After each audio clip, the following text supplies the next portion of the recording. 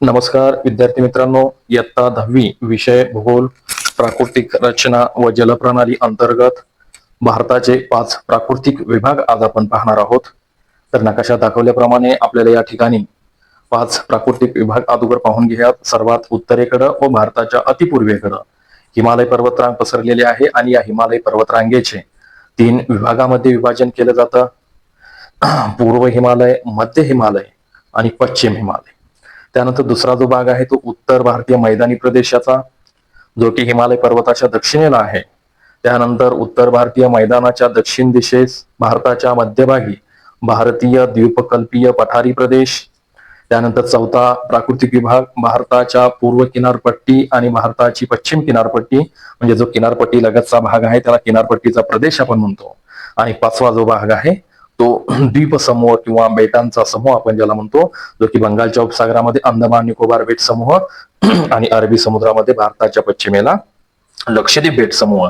तर अशा या प्राकृतिक 5 विभागाचा आपण या ठिकाणी अभ्यास करणार आहोत.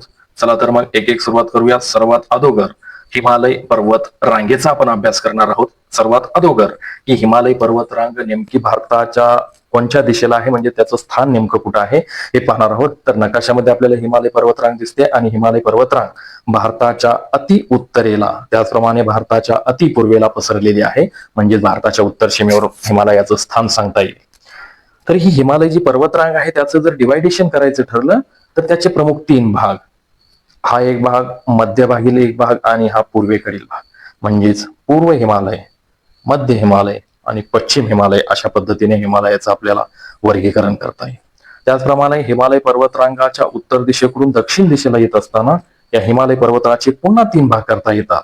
सर्वात पहिला उत्तरेला हिमाद्री, त्यानंतर हिमाचल, ज्याला आपण हिमाचलला वेगळ्या नावानेही ओळखलं जातं, जसं की बृहद हिमालय, त्याचप्रमाणे लघु हिमालय आणि अति दक्षिणेला या ठिकाणी शिवालिक पर्वतरांगाचा समूह, जो की अलीकडील काळामध्ये निर्माण झालेला आहे, म्हणून या शिवालिक पर्वतरांगाला अर्वाचीन पर्वतरांग असेही म्हणतात. हे जर साधा प्रश्न परीक्षेमध्ये आला तर हिमालयाच्या खालीलपैकी कुठल्या पर्वतरांगा किंवा हिमालयाचा कुठला भाग सर्वात अलीकडील काळामधला आहे किंवा अर्वाचीन काळामधील आहे, म्हणजे अतिशय तरुण ज्याला म्हणतो आपण, तर त्याचं उत्तर निश्चितपणे शिवालिक पर्वतरांग ही हिमालयाची अतिशय अर्वाचीन पर्वतरांग आहे, असं त्याचं उत्तर आपल्याला देत आहे.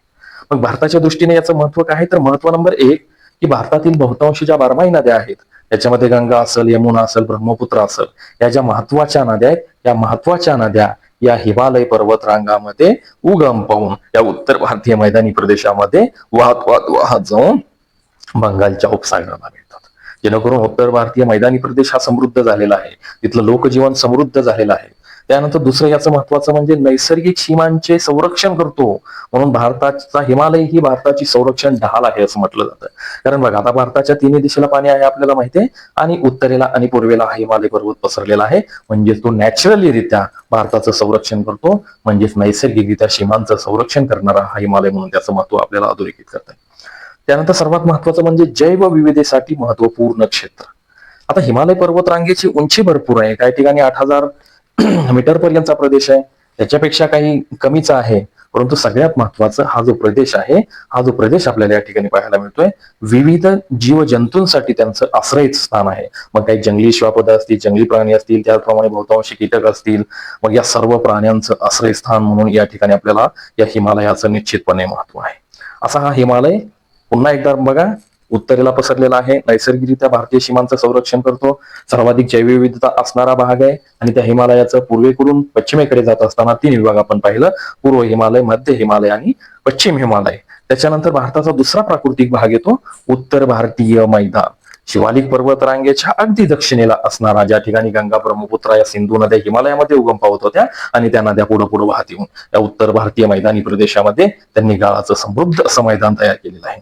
म्हणून बघा, या ठिकाणी आपल्याला दिसत आहेत या उत्तर भारतीय मैदानी प्रदेश, याचं स्थान कुठे सर्वात अगोदर बघूयात. बघा, गंगा, ब्रह्मपुत्र आणि सिंधू नद्यांच्या खोऱ्यामध्ये याचं स्थान आहे. आणि याची विशेषता काय, तर सुपीक गाळामध्ये, म्हणजे ज्या काही नद्या 12माही वाहतात त्या नद्यांचा गाळ आपल्या बरोबर वाहून आणत असतात, त्यामुळे उत्तर भारतीय मैदान हे कृषी घटकांसाठी अनुकूल झालेलं आहे.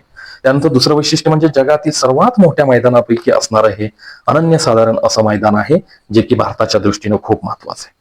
त्यानंतर पुढे आहे की अन्नधान्य उत्पादनाचा बहुतांश मुख्य भाग भारताचा या ठिकाणी आहे.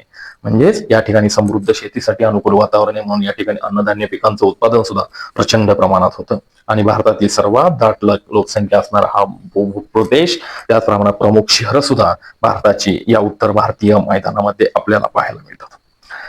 त्यानंतर पुढचा प्राकृतिक घटक आहे द्वीपकल्पीय किंवा भारतीय द्वीपकल्प.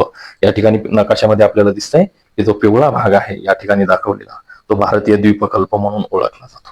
सर्वात महत्वाचं याचं स्थान भारताच्या दक्षिणेकडील किंवा भारताच्या मध्यातील हा भाग आहे. तो भारताच्या दृष्टीने अतिशय महत्वाचा आहे. याच्यामध्ये दख्खनचे पठार आहे, अरवली पर्वत आहे, विंध्य, सातपुडा पर्वतरांगा यासारख्या महत्वाच्या पर्वतरांगा या दख्खनच्या पठारावरती द्वीपकल्पीय प्रदेशावरती आपल्याला पाहायला मिळतात. त्याचप्रमाणे द्वीपकल्पीय भागावरती काही उगम पावणाऱ्या नद्या आहेत ज्या की आपल्या महाराष्ट्रामधून वाहतात. याच्यामध्ये कृष्णा असेल, गोदावरी असेल, कावेरी असेल, या महत्वाच्या नद्या आहेत. याच्यामध्ये गोदावरी नदीनं महाराष्ट्राचा सुमारे 49% भाग व्यापलेला आहे.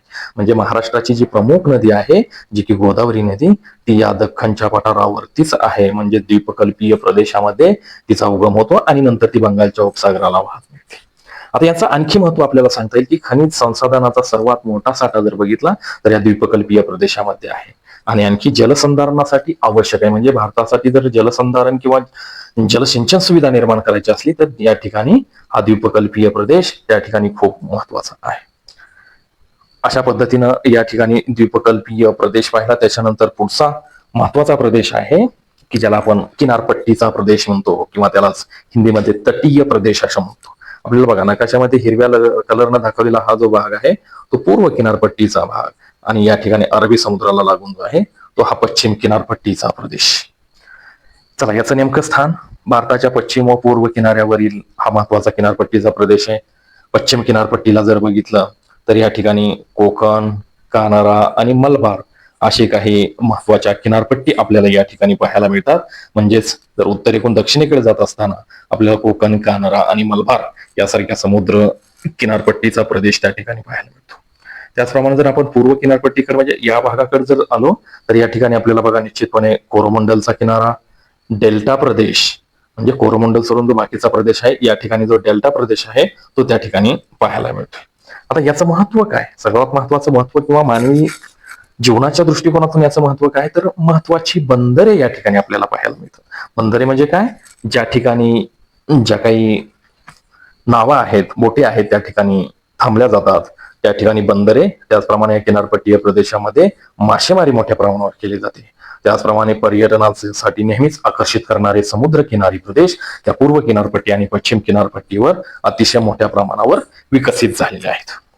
त्यानंतर भारताचा लास्टचा 5वा जो विभाग आहे जो की प्राकृतिक घटनेच्या दृष्टीने थोडासा अलिप्त आहे परंतु तो या ठिकाणी अभ्यासावा लागतो, त्यालाच आपण द्वीपसमूह किंवा बेटांचा समूह असं म्हणतो. मुळामध्ये द्वीप म्हणजे काय तर जमिनीचा असा एखादा भाग असतो की ज्याच्या चारी दिशेनं समुद्राचं पाणी आहे आणि त्या समुद्राच्या पाण्याच्या वरती त्या ठिकाणी जमिनीचा एक मोठा भाग वरती आल्यासारखा दिसतो आणि त्या ठिकाणी मानवी वस्ती राहिलेली असते. तर भारताच्या दृष्टीने जर बघितलं तर या ठिकाणी 2 द्वीपसमूह मिळतात. या ठिकाणी अंदमान निकोबारचा द्वीपसमूह तो आपल्याला बंगालच्या उपसागरामध्ये म्हणजे साधारणतः या ठिकाणी पाहायला मिळतो. त्यानंतर लक्षद्वीप बेट समूह जो की आपल्याला या ठिकाणी भारताच्या पश्चिमेला पाहायला मिळतो. आणि याचं महत्व काय तर नैसर्गिक साधने, पर्यावरणीय दृष्टिकोनातून हा प्रदेश अतिशय उपयोगी आहे. त्याचप्रमाणे विविध जैवविविधता या ठिकाणी आहे. पर्यटन आणि समुद्री व्यापारासाठी हा जो द्वीपसमूह आहे तो भारताच्या दृष्टीनं अतिशय महत्वाचा आहे. अशा रीतीनं भारताचे 5 प्राकृतिक विभाग आपण या ठिकाणी पाहिले. म्हणजेच भारताचा भूगोल हा विविधतेने नटलेला आहे, विविध परंपरेचा आहे, त्याप्रमाणे विविध प्राकृतिक घटकांचा सुद्धा निश्चितपणे आहे. कारण नैसर्गिक साधने, पर्यावरण संपत्ती आणि सांस्कृतिक वारसा यांचा संगम आपल्या भारतामध्ये होतो. म्हणजेच भौगोलिक विविधता भारताच्या विकासात आपली भूमिका अत्यंत चोखपणे पार पाडत आहे. धन्यवाद.